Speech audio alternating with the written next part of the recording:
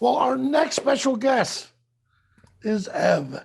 Hello, Ev. How are we doing? Hey, I should have started with food photos too, because I know. luckily I ate before this. But yeah, they're very, very tasty looking photos, Nicole. Yeah.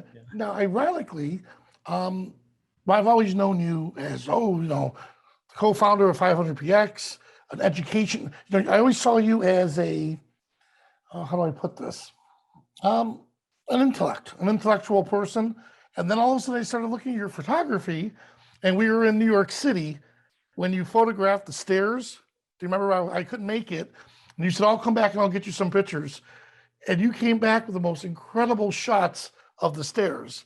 And I thought that was awesome, the way you did your architectural. I loved how you looked at it and your just the eye you have for your architectural photography. Now, well, what do you have for us today? Well, that's a good question. And Vessel, that's in New York, that's definitely one of the very interesting architecturally places. I've never seen anything like this before, so it's really cool that New York has something like this, and definitely a new attraction for many people. I do have some architecture photography today. I'll share my screen in just a second. There's a bit of landscapes, a bit of city ones, and I think we'll just go through and we'll edit a few photos. And I'm gonna share the style and the way that I look at photography, kind of like how I edit this and what I look at things. So I'll be sharing my screen in just a moment. And, kind of like related to the things that I look and then edit, you'll see some patterns. You'll see some things that are repeated over and over again. So bear with me, but I do find that I really like messing with the color. So how about we just pick one photo to start, and then we'll pick another one. So let's just go from the top. Just kind of like a normal photo from the hike, a mini walk. And this is already an edited photo. So I'll go to my edit tab, and I will show you before and after, so you can kind of see how it looks before and after.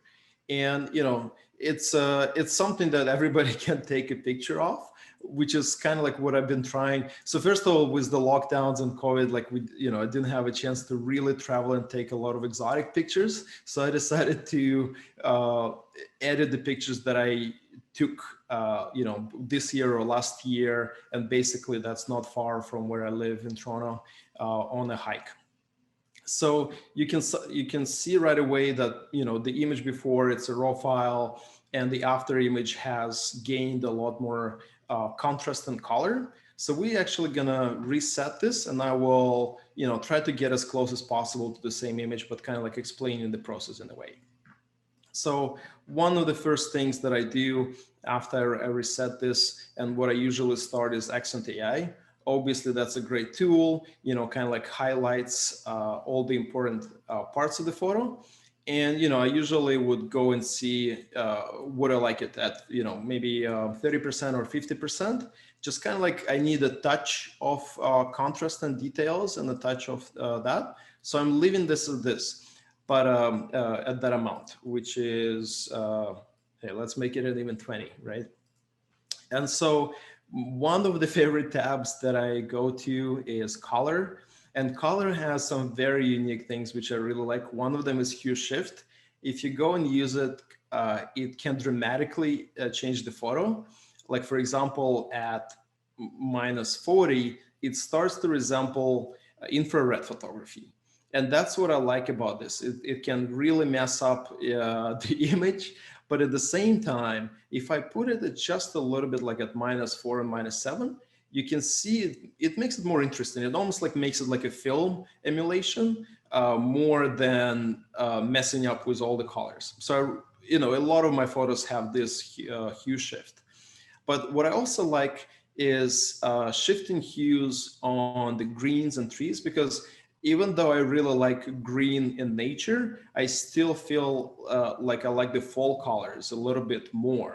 So a lot of times when I have a lot of greenery in my images, I do similar that Nicole does. I kind of like tweak it a little bit to make it something more pronounced, something less pronounced.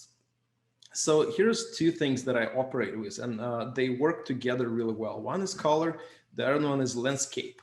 So with landscape, I have golden hour. Obviously, you can see how dramatically enhances all the greens in the image. So definitely like a first step to do this. And the other one is foliage enhancer that looks for greens in the image that relates to the tonality of leaves and things like that. And you can see that it dramatically changes as well, but it's not, it's basically enhances the greens, but I already adjusted the greens. So now we can also tweak this and see which areas it affects. So I will actually keep it more to the left, more to the yellow. And if I go back to the color, now I can really tweak it. Look, I can make it like autumn feel, bam. Wow. You wouldn't even know. Just gonna show you before and after the usual green summery type and the after, which feels like it's full autumn. Obviously, you can tell by the grass that it's tweaked. So I would take it back a little bit. I would kind of like tweak it so that it's yellowish, kind of like fall color, but without going all the way like this. Even though I really love this view, you know, personally, like somehow red trees, red leaves really leave me, you know, really interested in this.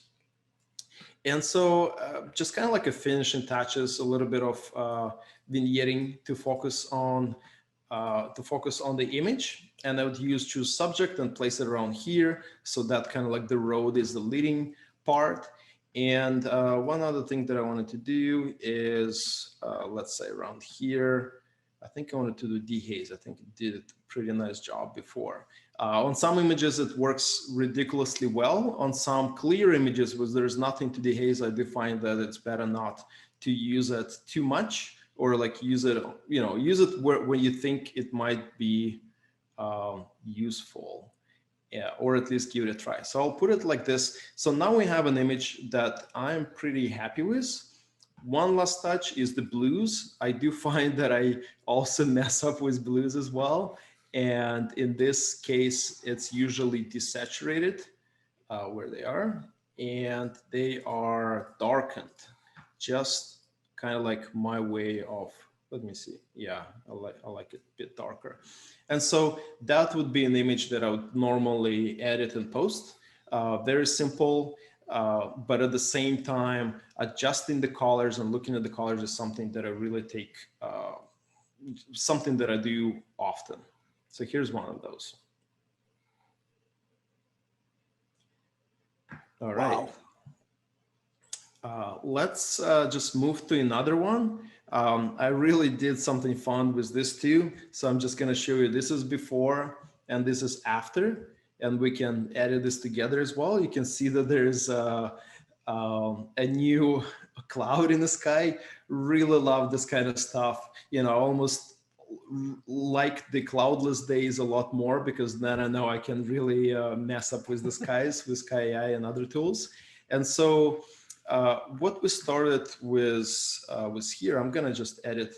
Oh, here's one more. I'm gonna start with this as a raw file, and we're just gonna proceed to edit this together, and we'll see how far we can get here as well. This is a drone shot in downtown Toronto.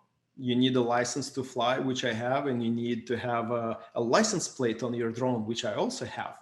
So this is a fully legit image. And so what we're gonna start here is, once it loads up, we'll start, of course, with Accent AI. All right, just to pick up some of that color.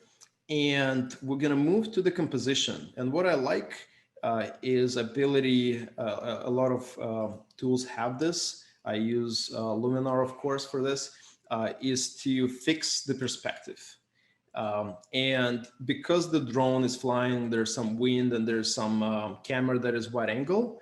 I think it's really important to make your images, especially architectural images, look more pronounced and more kind of like accurate. So I'll use that to correct the perspective, and you can do it automatically. It basically looks it up and makes it very clear. So after that, I'm kind of like, my usual thing is to try to correct what the camera didn't fully capture. And one of those is going into the light tab and basically kind of like in the last several months, I've been a fan of like anime style. And if you look at those kind of like cartoons or animes, you will see that they really boost the shadows. And it really looks a bit artificial, but the eye actually can see, you know, a little bit better than most cameras.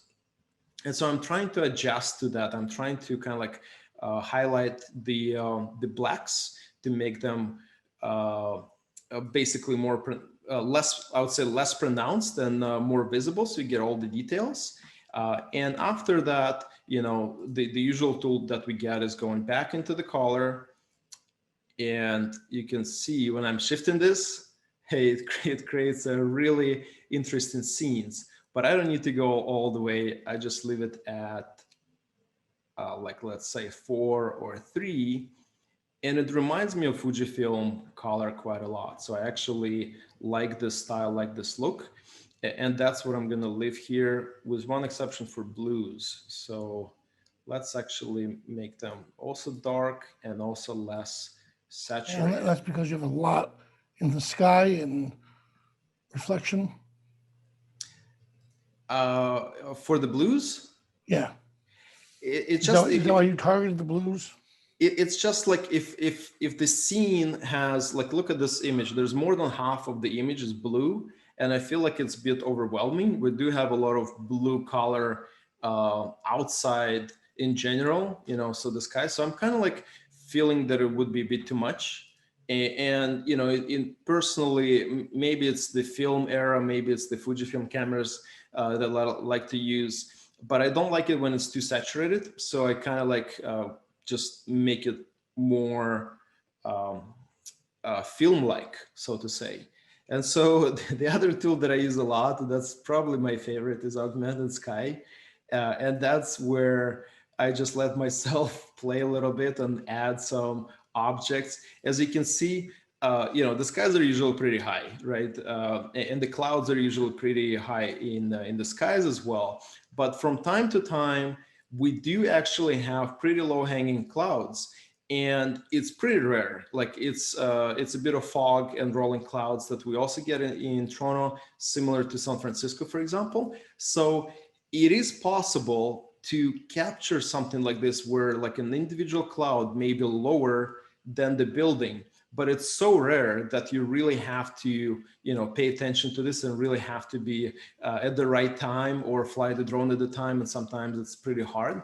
So the next best thing is to use Augmented Sky to kind of like start to mess around with this and add clouds right in between the objects. And here you can see that this construction in front, it's a building not too tall, you know, 39 stories, and the cloud is kind of like behind it. And I really like that story aspect, like, oh, is it real or is it not? Like, how did it get there?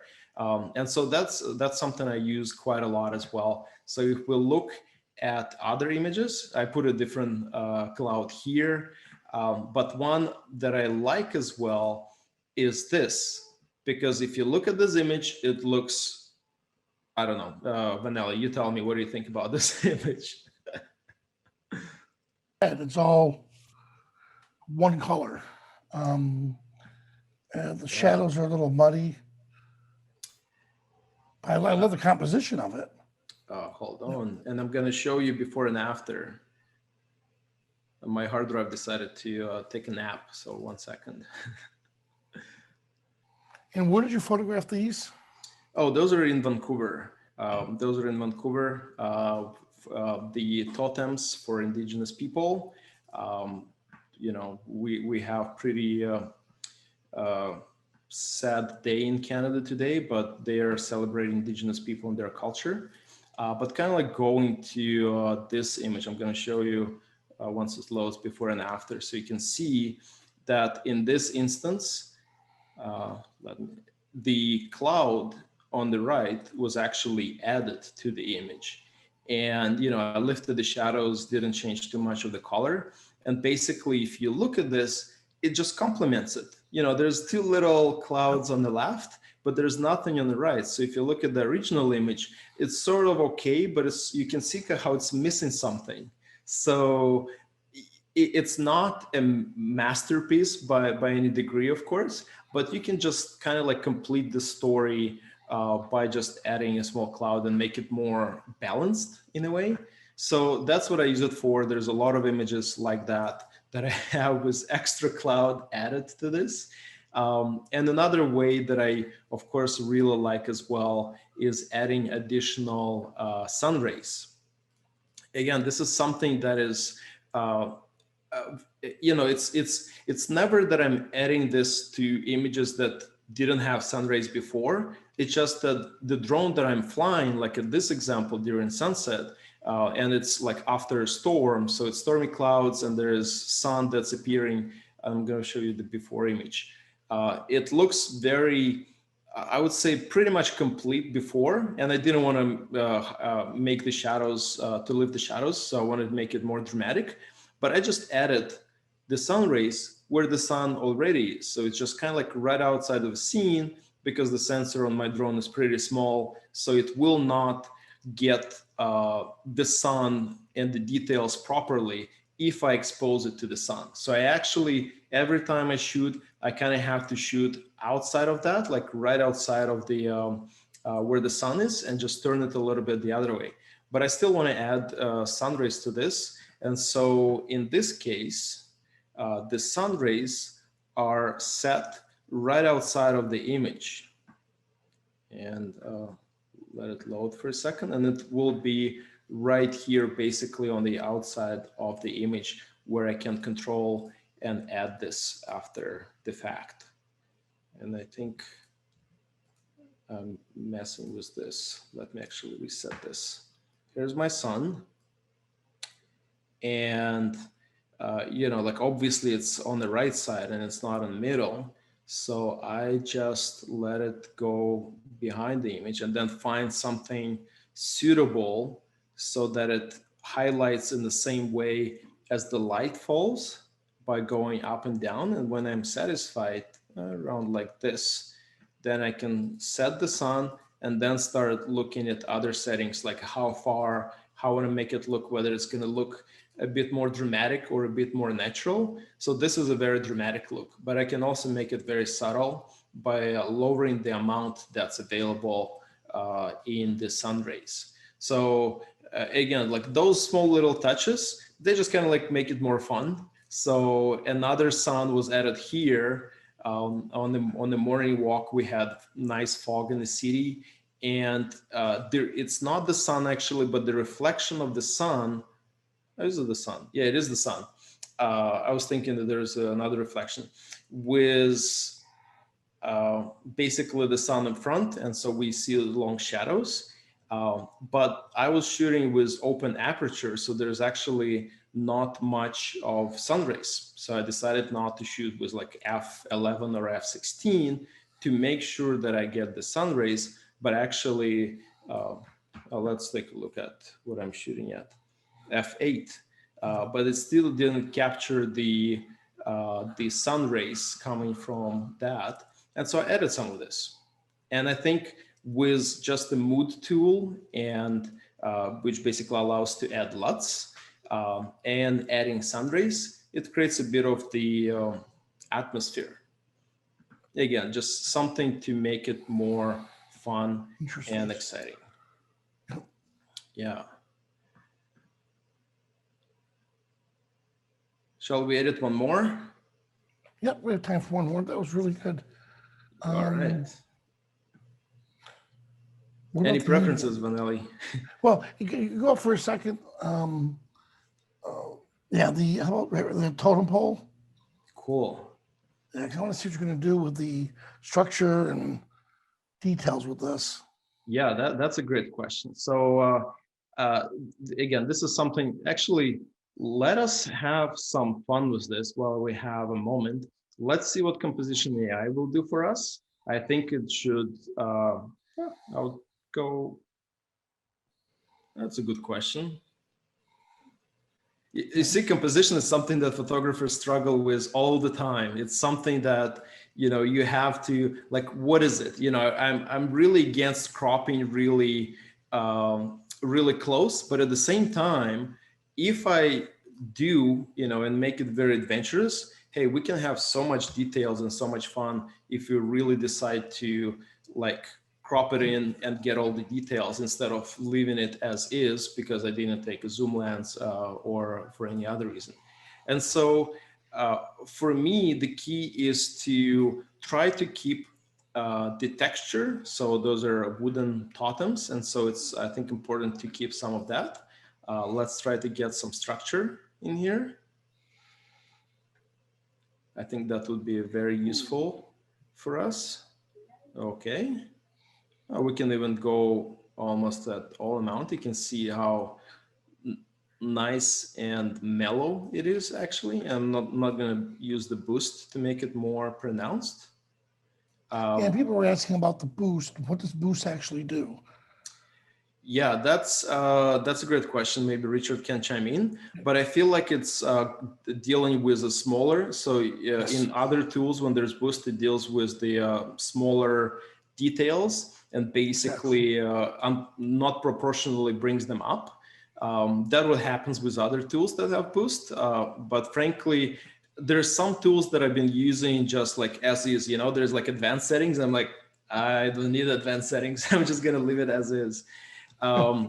So yeah, let's go do our usual blues, which I want to change a little bit, but let's see the hue shift here.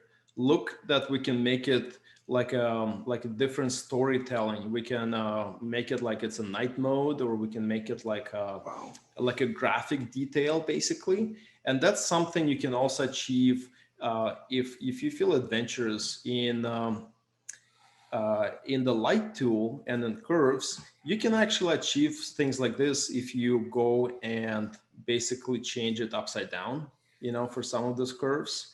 Not gonna go like in all of details, but look, if you're into like graphic design and you need some elements to adjust, this is a cool tool to actually get into because it just basically tells what will be green and why should it be green. And so it's possible to make it very graphic, especially if you want to, make it for like a flyer or a concert or things like this. I think it's kind of fun. And I'm gonna undo this, even though I'm a big fan of those kind of experiments. And from this, so what I do want to highlight a bit more colors. So I think foliage would be nice to make it more, let's make it more red. Let's make it more sunny as well. And I feel like I'll need to bring the blacks once again a bit more. Actually, not the blacks, the shadows in this case. And so that would be closer to what I would be doing with this. I think a bit warmer. So I really depends, in recent months or maybe years, I've been starting to think not of just one particular photo, but a set of photos. So in this case, if that's what I'm doing with this shot, I would copy this and I would say, hey, I have a whole bunch of photos from this trip. So let me copy and paste those settings and see whether this works on the body of works. So like on 10 or 20 photos that I want to finish, because I want to finish them all at the same time. And I want to post them or, do something with them, save on my computer at the same time. And so that's what I would do. I would basically, from the same trip, this photo would be the same and this photo would be the same. So I'll just basically paste. And I would see like the same lighting conditions, right? They're not in the same lighting conditions. So then I'll have to say, does it make sense? Because it's not as moody as it was before. So maybe I have to go back to the landscape tab and actually undo those colors and then reapply it to all of other photos. So let's undo this one. You see how it changes? So maybe that's what I need. Maybe like I'll go back and again, copy this and apply this once again. And it's not going to be as yellow or fall colorish. And maybe that's what I'm going for. So I need to make sure that all of the photos in this body of work would look very similar. I would create an album for those. Like, for example, I'll select, let's say this ones from the trip, let's say something similar from the trip, and I'll create a new album. And once I have this, copy the specific settings, and I'm using the keyboard and paste all the settings, and basically start looking, does it make sense to me? Do I need to change colors a little bit more? Or do I need to be a little more gentle with the colors or with the settings? Because, you know, more pictures, kind of like the more I've been thinking about this, pictures would tell the story. When you have several of them, it's a bit easier to tell the story, and it's a little bit easier to show that you're not jumping from like, this is black and white, and this is too contrasty, and this is too, you know, unbalanced or too dark. Because at the end of the day, those are the memories of the places or things or adventures that we have. And it doesn't need, you know, added clouds in every one of them. So again, kind of like, maybe I'll go back and add a cloud here, but I wouldn't be like, hey, I'm going to add a cloud here. Well, obviously, not every image needs a new sky, for example, or needs a new, like crazy colors, for example. So it's fine to leave them as it is. And a lot of images, you can see they're pretty, you know, like for example, in this set of 7 images, the adjustments are fairly mellow. You know, they're very basic. And that's, you know, at the end of the day, kind of like I need to show them, I need to make sure that, you know, I can see some of the details, but it's not the specifics of kind of like, let me, you know, Photoshop this little part for half an hour to make it perfect, because it's the story at the end of the day that matters to me. Awesome. Well, hey, thank you so much for sharing this with us. Yeah, you're welcome. So I think I showed a few of those tools, and I feel like we're running slowly out of time. Yeah, we're out of time, but it's neat because Alan made the comment that he's attended this a long time. It's been great. It's been a very time well spent, and I like seeing it over and over again. But what I like a lot of the stuff that you're doing is you're staying with a lot of the photographer tools as if we were in a digital darkroom. You know, so you're not going to the point where you look at it and you go, oh yeah, that was edited. You know, with the stuff that you did, I had to ask, well, was that out of camera or did you edit it? You know, and then when you reset it, it was like, oh, okay, so he did edit it. But that's, I think, is the best part, is when somebody can't tell if it was edited. And you're right. I'm usually kind of like showing it backwards, because once you see the editing process, you might say, oh no, it looks fake. But if I start from the end and I'll tell you, well, this been edited, let's actually go back and step by step and see, like in this photo, before and after, even the edits, they're very, you know, with exception of the little cloud, which also looks, you know, not out of place, very nicely placed. But the rest looks very natural, you know, just a bit of adding a little bit of color, because again, the camera cannot capture all of this. This is actually JPEG in drone panorama. So that's a JPEG, so you cannot really push it too far. And I just, again, with my usual tools, I make the greens less green. I make them more kind of like full color. I change the sky from blue to more cyan, and make sure that this is not overexposed, but actually kind of like gains some color. And that's about it. You know, this is, again, like I could go in Photoshop extra trees in there at the bottom and say like, well, this needs to be, you know, this needs to go, or this needs to be changed. But at the end of the day, this is nature. You know, I'm not going to mess with nature too much. And I need to show the realistic, basically what happened, but just make it slightly more fun and slightly more pleasing to the eye than the small sensor in the drone can do. Awesome. Well, Ev, where can we find out more about you? Where can we see some more of your work? So you can probably find it on FireNPX. That's FireNPX / FireNPX.com / my last name. or Twitter. So the same twitter.com/my last name. That's where I share some of those drone photos of the cities and landscapes. And so try to keep up with all the, with everybody else, basically. Well, awesome. Hey, thank you so much again for joining us. It was Thank great you. having you.